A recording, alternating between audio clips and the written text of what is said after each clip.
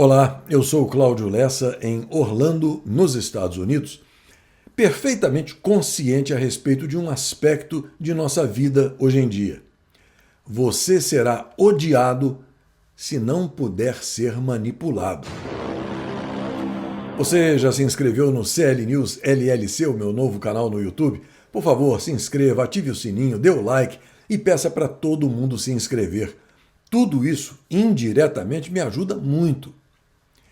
Hoje, 6 de fevereiro de 2026, é o Dia do Agente de Defesa Ambiental e o Dia Internacional da Tolerância Zero à Mutilação Genital Feminina.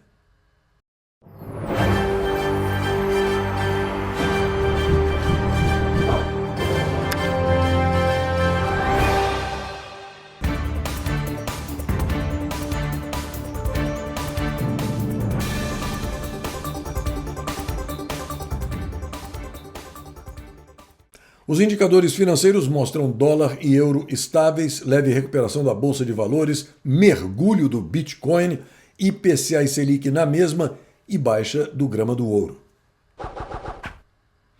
O Space Liberdade mostra como a bandidagem de terno e gravata opera à luz do dia, sem medo de ser feliz.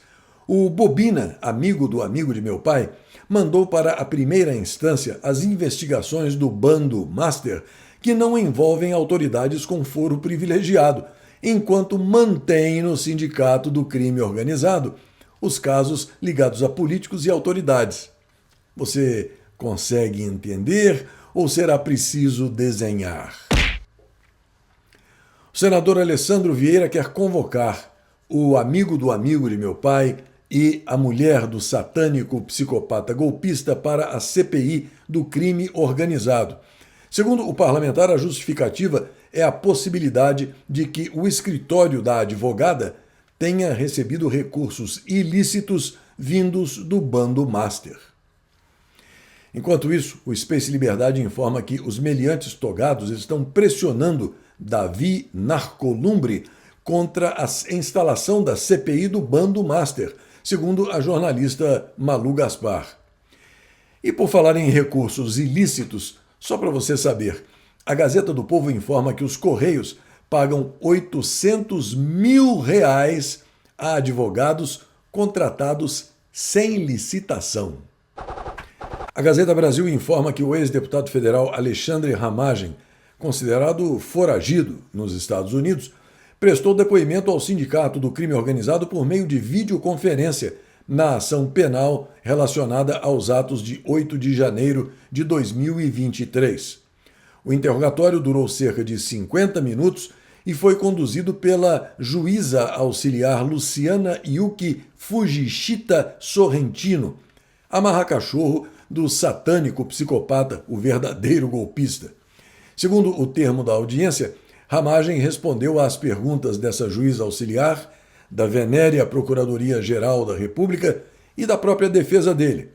Ramagem negou todas as acusações, incluindo o uso ilegal da Agência Brasileira de Inteligência, a ABIN, para monitorar autoridades e adversários do presidente Jair Highlander Bolsonaro.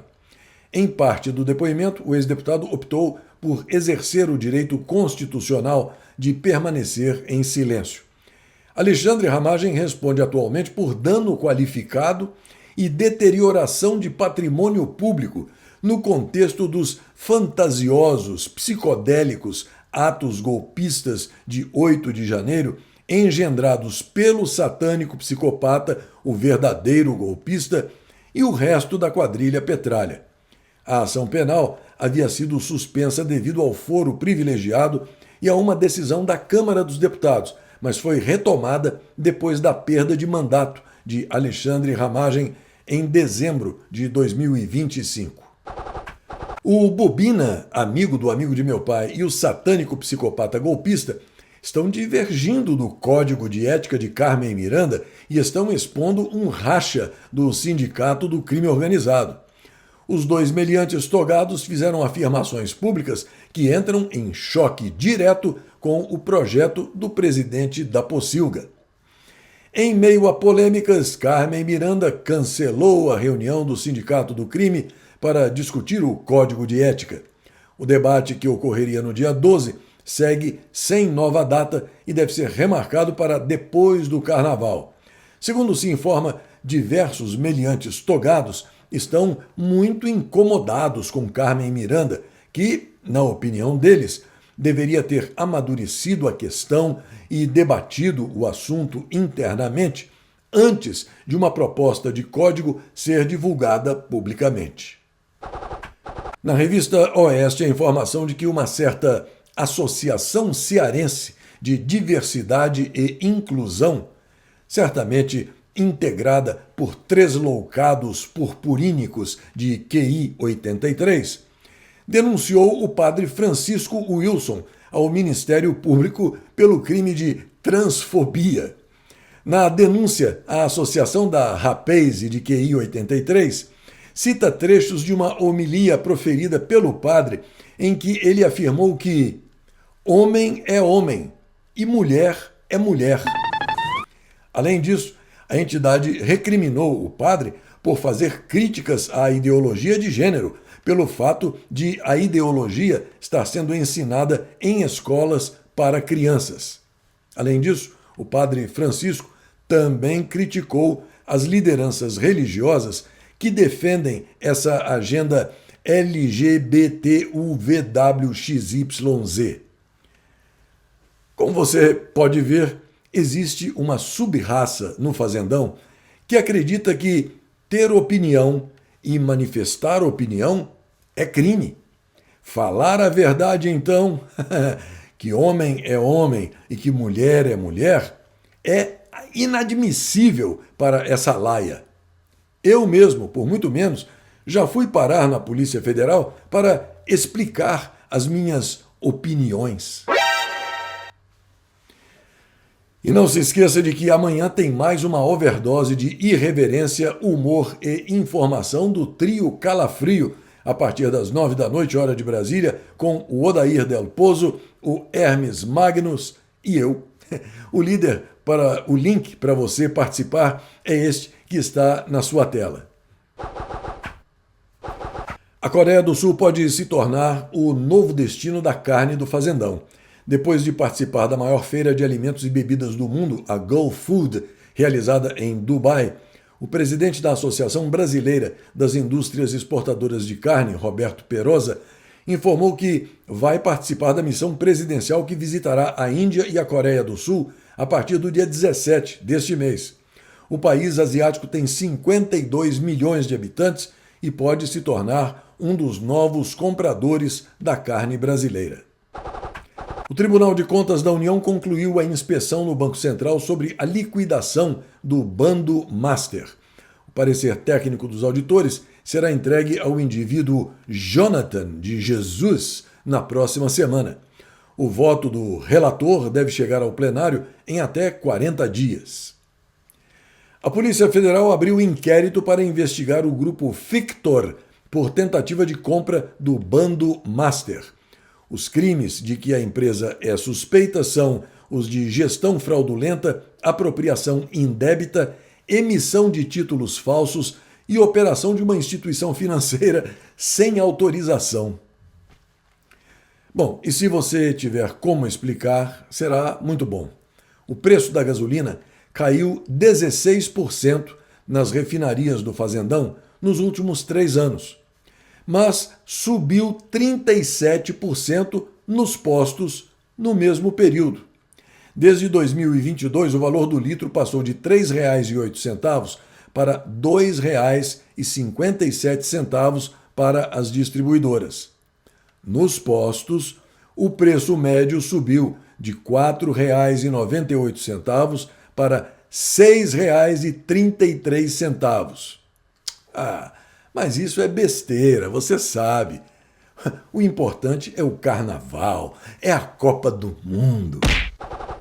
Eu lembro a você da necessidade de ajuda, porque diferente de outras pessoas que se dedicam a essa atividade, eu não tenho retaguarda nenhuma, apoio zero, patrocínio zero. Se você puder, monte informalmente uma rotina de envio, pode ser semanalmente, a cada 10 dias, a cada quinzena, a cada mês, não importa.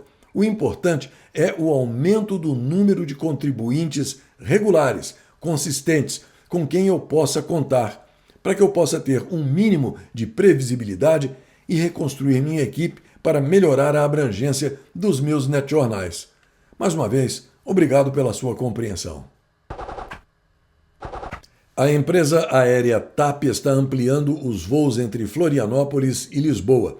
O Aeroporto Internacional Hercílio Luz, na capital catarinense, passará a contar com um quarto voo semanal direto para Lisboa, em Portugal. O reforço na malha aérea foi confirmado depois de uma reunião entre os representantes da companhia, da concessionária Zurich Airport Brasil e do governo de Santa Catarina. Goiás colocou o Fazendão na liderança mundial ao operar o maior ônibus elétrico do mundo e inaugurar o maior eletroposto brasileiro.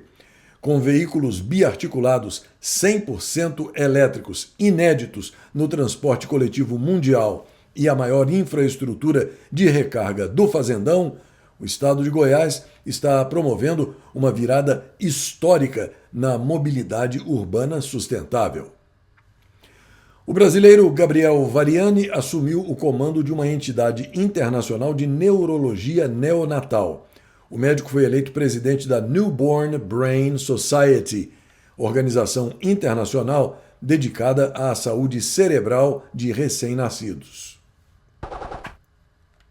Em uma nova reunião com os Estados Unidos, a Rússia e a Ucrânia concordaram em trocar prisioneiros. O negociador-chefe de Kiev detalhou que o segundo dia de conversas incluiu consultas trilaterais e a sincronização de posições em busca da paz. A Rússia continuará fornecendo petróleo a Cuba.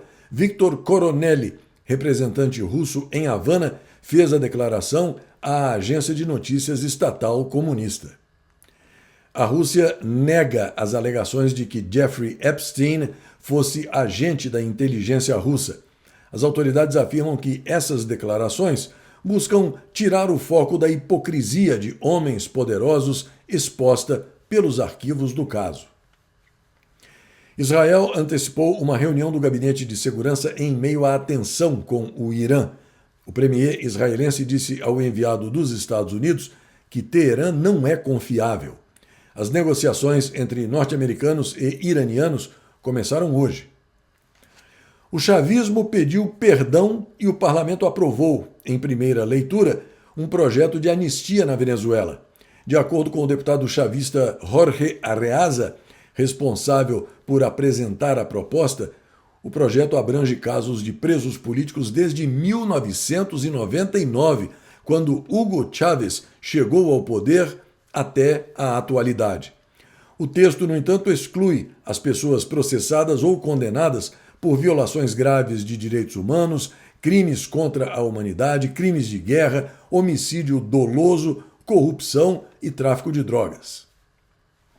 A líder opositora Maria Corina Machado acredita que a Venezuela possa realizar eleições em menos de um ano.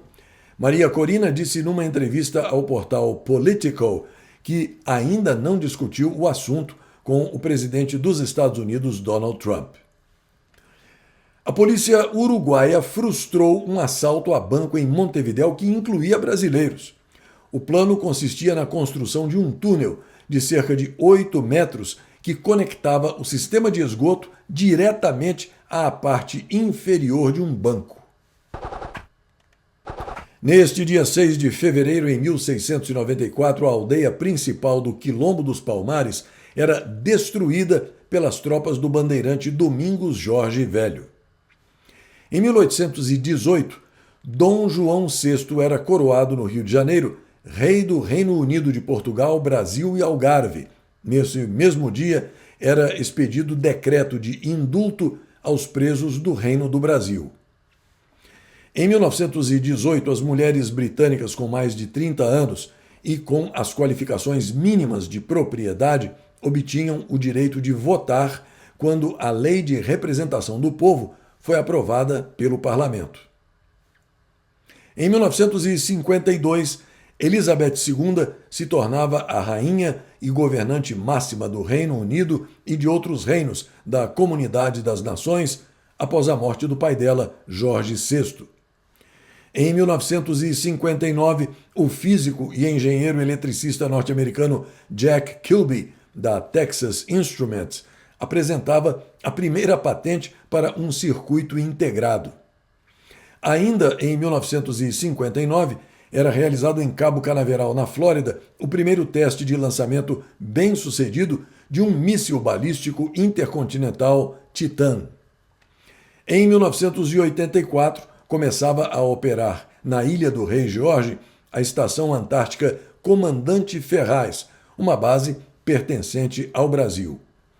E em 2020, a astronauta Christina Koch aterrissava na Soyuz MS-13 após completar 328 dias no espaço, a maior duração contínua para uma mulher, superando o recorde de 289 dias de Peggy Whitson. Pois é, semana praticamente encerrada e essa edição do CL News está terminando, mas eu aproveito para agradecer mais uma vez a você, além de convidar você a se inscrever no YouTube e acompanhar o Jornal dos Jornais, transmitido ao vivo todas as manhãs, além do CL News e do segmento de orações que são publicados no começo da noite. Além do YouTube, você pode ter acesso a tudo isso pelo meu website, que é ainda mais seguro. O link é esse aí, ó, clnewsoficial.com. Acesse e guarde nos favoritos do seu navegador. E aqui vai um forte abraço para o Tonando Towing, que está em Guidoval, lá na zona da Mata Mineira, mas mora em Framingham, Massachusetts. Para a Fátima Cataldo Santana, para a minha amiga Fátima Helena da Costa Brás, lá do Rio de Janeiro, Bernardo Otto Raiman da Silva, Helenice Ribeiro Martuchelli, Eduardo Galvão Moura Jardim, Hélio Salim Amorim, Carlos da Silva Santos, Márcio Antônio Macedo de Carvalho, Sônia Terezinha do Canto Silveira, Geraldo Sanson Sobrinho e para o Luiz Fernando Araújo e Souza. E mais uma coisinha. Você sabe que o Congresso deveria representar a população, mas quando o Congresso se torna inimigo dos milhões de cidadãos que ele representa, ou deveria representar, o dever desses milhões de cidadãos é ir às ruas, porque este é um ato de sobrevivência. Até a semana que vem.